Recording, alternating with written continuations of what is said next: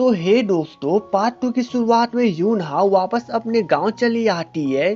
तो जेक्यू उसे ड्रॉप करने पहुंचता है, लेकिन जेक्यू सिगरेट पी रहा था तो यूनहा को बुरा लगता है, इसलिए जेक्यू उसके सामने सिगरेट नहीं पीता है और उसे रिक्वेस्ट करता है कि वो पार्ट टाइम जॉब करना क्यों नहीं छोड़ देती है।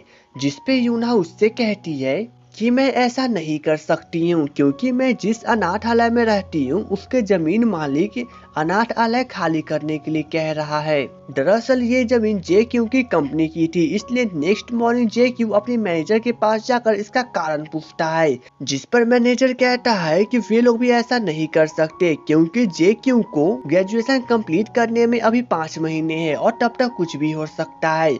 यह सुनकर जेक्यू गुस्सा हो जाता है और वो अपने जायदाद में से 0.1% का एक जमीन खरीदने के लिए कहता है। इधर यूना अपने बीमारी के बारे में सोच सोचे काफी रो रही थी, इसलिए वो अंकल को ही गले लगा के रोने लगती है।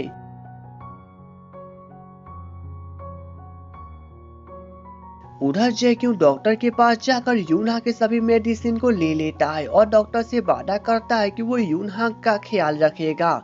जेक्यू घर पे पहुंचता है तो यूना पहले से वहां पहुंची हुई थी। दरअसल यूना जेक्यू के साथ रहने आई थी, लेकिन जेक्यू यहाँ पर यूना से काफी रूड तरीके से बातें करता है और उसे वापस चले जाने के लिए कहता है। यूना जब नहीं जाती है तो जेक्यू वहाँ से खुद दौड़ते हुए भाग जाता है और वो नदी किनारे जाकर रोने लगता है। दरअसल जेक्यू यूना के सामने नहीं रोना चाहता था। शाम को जेक्यू मैनेजर को कॉल करके कह देता है कि उसे जमीन जायदाद में से 1 रुपया भी नहीं चाहिए, इसलिए वो सभी पैसे को कंपनी के नाम कर दे।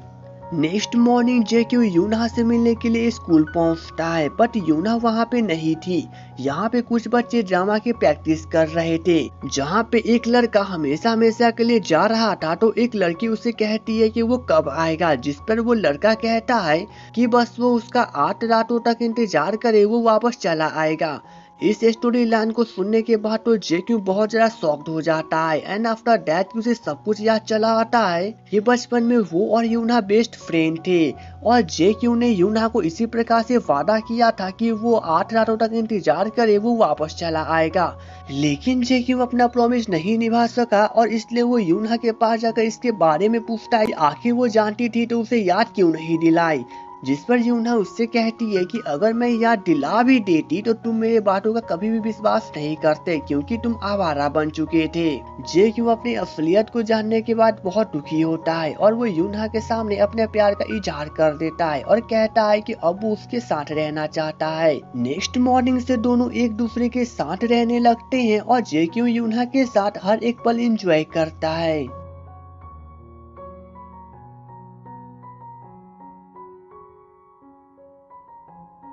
ऐसे करते हुए 5 महीने बीत जाते हैं और जेक्यू यूनहा का ग्रेजुएशन भी कंप्लीट हो जाता है, जिसके बाद सभी स्टूडेंट मिलकर प्रिंसिपल के साथ फोटो क्लिक करवाते हैं। लेकिन एक दिन अचानक से फिर से यूनहा के दिल में तेज दर्द शुरू हो जाता है। अब यूनहा भी कुछ नहीं कर सकती थी क्योंकि मेडिसिन भी काम करना बंद कर चुका था, जिसके कारण जेक्यू रोने के अलावा भी कुछ और नहीं कर सकता था। शाम को यूनहा का बर्थडे था, इसलिए जेक्यू यूनहा के बर्थडे काफी धूमधाम से सेलिब्रेट करता है और उसे लेटर से भरे हुए एक डब्बा देता है और उसे हर रोज एक डब्बा पढ़ने के लिए कहता है। लेकिन यूना सभी लेटर्स को आज ही पढ़ लेती है क्योंकि उसे डर था कि कहीं लेटर पढ़ते पढ़ते वो मर न जाए।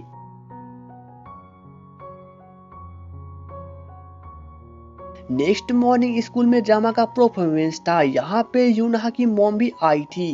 यूनहा परफॉर्मेंस देने लगती है तो उसके दिल में फिर से दर्द तेज हो जाता है, बट इसके बाद भी यूनहा अपना ड्रामा कंप्लीट करती है, जिसके बाद जेक्यू सभी लोगों के सामने जाकर उसे शादी के लिए प्रपोज कर देता है। यह सीन सच में बहुत ज्यादा इमोशनल था क्योंकि यहाँ पे हर कोई रोने लगा था। शाम को यूनहा जेक्यू से कहती है कि बस वो उसके कंधों पे सिर रख के सिर्फ 3 मिनट के लिए सोना चाहती है और जेक्यू भी उसे सोने देता है और धीरे धीरे यहाँ पे बर्फ गिरने लगती है और इसी के साथ इस सीन को कट कर दिया जाता है। जिसके बाद जे क्यू को हम लोग एक फ्यूनल में देखते हैं। दरअसल ये फ्यूनल यूनहा का था, क्योंकि उस नींद के बाद तो यूनहा कभी उठी ही नहीं। बाद में जे क्यू जब जाने लगता है तभी उसका मैनेजर उसके पास आता है और उसे वसत की सभी कागज देते हुए कहता है, क्योंकि उसे ग्रैंडपा ने कहा था कि अगर उनका पोता जमीन जायदाद से ज्यादा महत्व किसी और चीज को देने लगे तो वो उसकी सभी जायदाद को उसके पोते के नाम कर दे। जे क्यू के नाम पे सभी पैसे होने के बाद भी जे क्यू आज खुश नहीं था, क्योंकि उसके लिए तो यूनहा ही सब कुछ थी।